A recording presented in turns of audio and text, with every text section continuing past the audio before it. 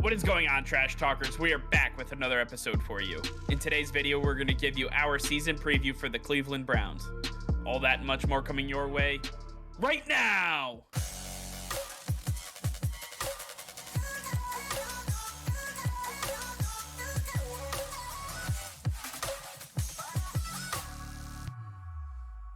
Alright, before we get into today's video, be sure to hit that subscribe button and like the video as it will help us out tremendously. So sit back, relax, and enjoy today's video. Alright, Nick, with the 2022 NFL season fast approaching, we have another season profile to get to. Today we're going to be rounding out the AFC North by talking about the Cleveland Browns. The Cleveland Browns have made a lot of headlines this offseason, most notably with the acquisition of Deshaun Watson from the Houston Texans. This doesn't need to be explained any further. We all know that Deshaun Watson was traded to the Browns, but along with Deshaun Watson, they went out and they got Amari Cooper from the Dallas Cowboys for one of the more lopsided trades that I've seen in a recent memory. And then they went out there and got Taven Bryan, the big defensive tackle from the Jacksonville Jaguars. When you look at the other side, though, some of the key departures, obviously taking a look at Jarvis Landry going to the New Orleans Saints. JC Tretter, at the time of recording, is still a free agent, but it looks like he's being hotly pursued by the Arizona Cardinals, so he might be as good as gone. And then you take a look at somebody like Troy Hill, who was a massive difference maker for this team, but is now joining the Super Bowl champion Rams.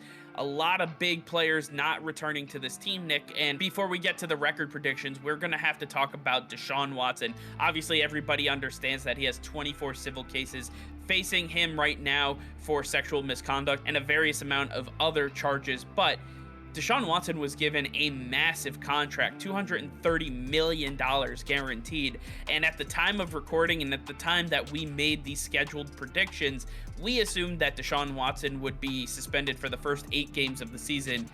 As we're going through it now, it seems more and more likely that he will be suspended for the entirety of the 2022-23 NFL season.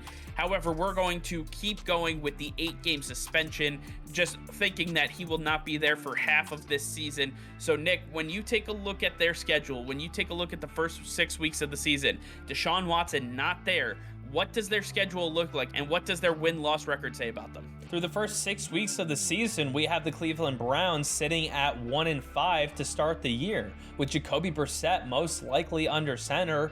Baker Mayfield's not going to be the guy, either going to be traded, released, but definitely will not be on the field for the Cleveland Browns. Jacoby Brissett being the guy. It's going to be tough, and when you look at the opponents they have, starting off with week 1 against the Carolina Panthers. Now, look back to last year. The Carolina Panthers started out hot on a big win streak, and Sam Darnold was looking like a dark horse for the MVP. This is going to be a very scary team in the beginning. Their defense has improved. I think they're going to be a tough matchup for the Browns early on. Going into week 2, the Jets as well, a team that's improved a lot with Jacoby Brissett under center. It's going to be tough. Week 3, you got a divisional opponent. Mike Tomlin knows this Browns team very well. I don't even think that the Browns are going to have a shot in this one. That leads us into week 4, which is the only win we are giving them in this first 6-week stretch. The Atlanta Falcons, a lot of turnover in the last couple of years, going with a new quarterback, not a lot of offensive help. It's going to be tough on the Falcons, and I think this is going to be a very winnable matchup for the Browns. It's going to be rough without Deshaun Watson, and I don't believe that the Browns will be able to cope without him.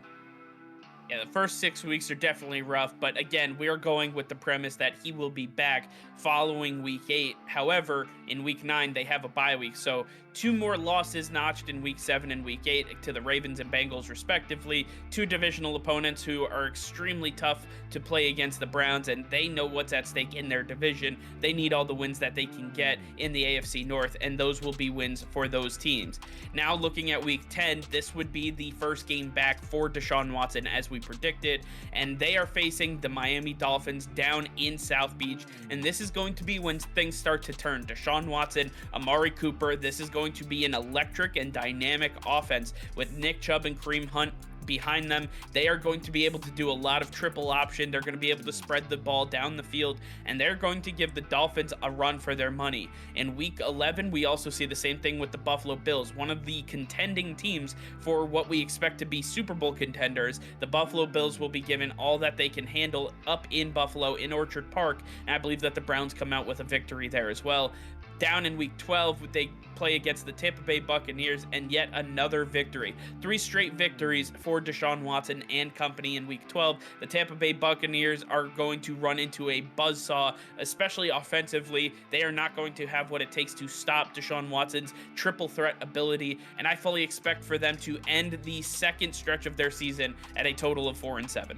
And then looking at the last 6 games of the season, continuing that win streak with 4 more to make it 7 wins in a row with Deshaun Watson, and then finalizing the season with back-to-back losses. But going into the first 4 games of this last 6, got the Texans, Bengals, Ravens, and Saints, with the Cleveland Browns facing off against the Bengals, the first time Deshaun Watson is facing them as a Cleveland Brown.